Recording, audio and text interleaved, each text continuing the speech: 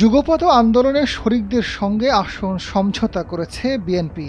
সংখ্যায় আসন কম হলেও ভোটের মাঠে নেমে চাপে পড়েছেন মিত্ররা। যেসব আসন শরিকদের ছেড়ে দিয়েছে সেগুলোতে স্থানীয় পর্যায়ে বিএনপির নেতাকর্মীরা মিত্রদের সহযোগিতা করছে না, বরং বিএনপির স্বতন্ত্র ও বিদ্রোহীদের দাপটে কোণঠাসা হয়ে পড়েছেন। এমন পরিস্থিতিতে মাঠ ধরে রাখতে বিএনপির সহযোগিতা নিশ্চিত করতে কঠোর ও স্পষ্ট নির্দেশনা দাবি জানাচ্ছে মিত্ররা।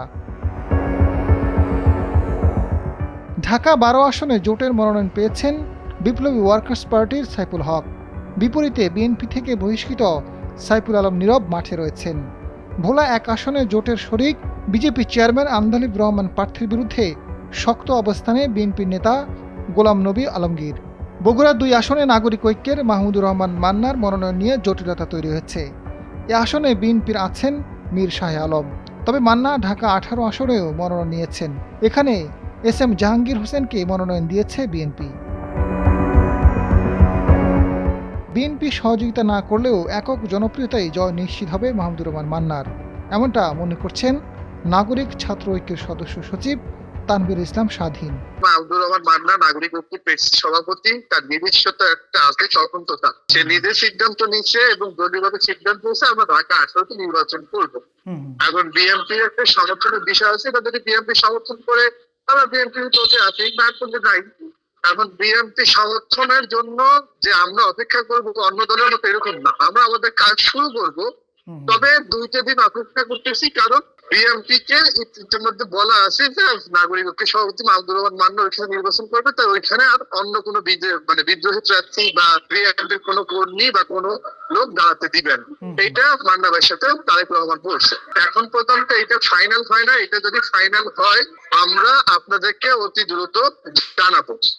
তবে আমাদের ঢাকা 18 কাজ চলতেছে। বিএনপির নেতাকর্মী যারা আছে, যারা মান্না ভাইকে ভালোবাসে, মান্না ভাইকে পছন্দ করে, তারা ইতিমধ্যে সারা দিতে সমর্থন করতেছে, কাজ করতেছে।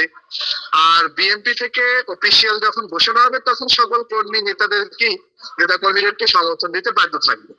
এখন মান্না ভাইকে যারা পছন্দ করে তারা সমর্থন করতেছে, আর যারা করে না নাই। পটুয়াখালী 3 আসনে গণ অধিকার পরিষদের নুরুল হক নূরের বিরুদ্ধে বিএনপি থেকে বহিষ্কৃত হাসান মামুন শক্তভাবে মাঠে আছেন।